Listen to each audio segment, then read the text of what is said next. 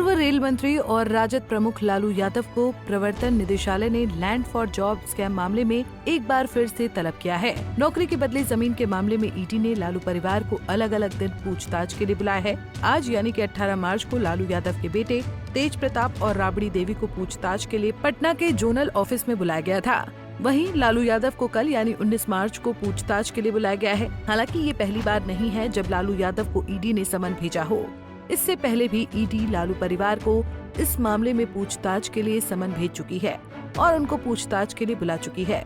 वहीं लालू परिवार को समन भेजने से प्रदेश की राजनीति का सियासी पारा हाई हो गया है। आरजेडी नेताओं ने इसे साजिश करार दिया है। ऐसे में ये देखा जा सकता है कि लालू परिवार का भारतीय राजनीति में विवादों से गहरा नाता रहा है, फिर चाहे वो चारा घोटाला हो या land for job scam. Lalu परिवार हमेशा ही जांच एजेंसियों के निशाने पर रहा है। ऐसे में आइए विस्तार से जानते हैं कि ईडी ने लालू यादव और उनके परिवार को क्यों तलब किया और क्या है ये लैंड फॉर जॉब स्कैम मामला। दरअसल लालू यादव और उनके परिवार पर लैंड फॉर जॉब स्कैम मामले में ईडी लगातार शिकंजा कस रहा है।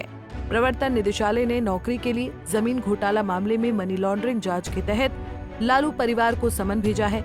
इस मामले में लालू परिवार के कई सदस्यों का नाम शामिल है। उनके बेटे तेज प्रताप, उनकी पत्नी राबड़ी देवी, उनकी दोनों बेटियां और 12 अन्य के खिलाफ इस मामले को लेकर केस चल रहा है, जिसके तहत इस मामले की जांच के लिए ईडी उन्हें और उनके परिवार को पूछताछ के लिए बुलाती रहती है।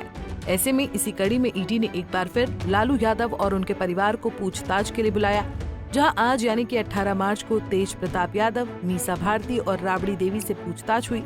हालांकि तेज प्रताप यादव को इस केस में पहली बार पूछताछ के लिए बुलाया गया। वहीं लालू यादव कल यानी कि 19 मार्च को पटना के जोनल ऑफिस जाएंगे। पूछताछ के लिए इससे पहले भी कई बार ईडी समन भेजकर जांच के लिए लालू यादव को बुला चुकी है। हाल ही में ईडी ने 29 जनवरी को लालू यादव से इस केस के संबंध में 10 घंटे तक पूछताछ की थी। आपको बता दें कि लालू यादव और उनके परिवार को पूछताछ के लिए बुलाए जाने पर सियासी गलियारों में चर्चा का दौर शुरू हो गया है। वहीं आरजेडी के नेता इसे लालू परिवार के प्रति साजिश बता रहे हैं। इस मामले को लेकर आरजेडी एमएलसी और लालू और राबड़ी के मुंह बोले भाई सुनील सिंह ने कहा कि ये कोई नई बात नहीं है, ये सुनते सुनते हम लोगों के कान पक चुके हैं। जब भी देश में चुनाव होता है, फिर चाहे लोकसभा चुनाव हो या विधानसभा चुनाव, इसके लिए 3 मेन हार्डकोर कार्यकर्ता जिसमें ईडी, सीबीआई और इनकम टैक्स आते हैं, वो तीनों एक्टिव हो जाते हैं। जो काम बीजेपी के कार्यकर्ता नहीं कर पाते हैं, वो ये तीनों करते हैं। वहीं दूसरी ओर एक और आरजेडी नेता शक्ति सिंह यादव, जो आरजेडी के प्रदेश प्रवक्ता हैं, उन्होंने बीजेपी पर लालू यादव परिवार को बदनाम करने का आरोप लगाते हुए केंद्रीय एजेंसी का गलत इस्तेमाल करने की बात कही है। अच्छा बताइए, हम तो हैरानी होती है कि लैंड फॉर जॉब है क्या? क्या इस देश के अंदर में जो रेल मंत्रालय है, मंत्रालय ने स्वीकार किया कि मेरे यहाँ किसी प्रकार का भ्रष्टाचार हुआ, किसी प्रकार की गड़बड़ियां हुई? अरे जमीन का खरीद और बिक्री ये स्वायत्तता का प्रतीक है। हम किसे बेचेंगे, किसे देंगे, वह संदर्भ अलग होता है। लेकिन अगर कोई इसके आधार पर बात बोलता है तो ये पूरी तरह से बनावटी भी है। परिवार के 6 लोगों को इसमें एक्यूज किया गया है।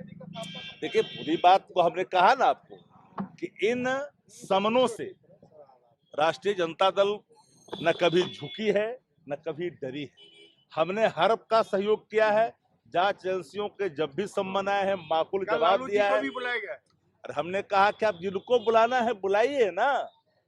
आपने 17 में बुलाया, 19 में बुलाया, 20 में बुलाया, 24 में बुलाया, 25 से बुलाया, बुलाइए ना।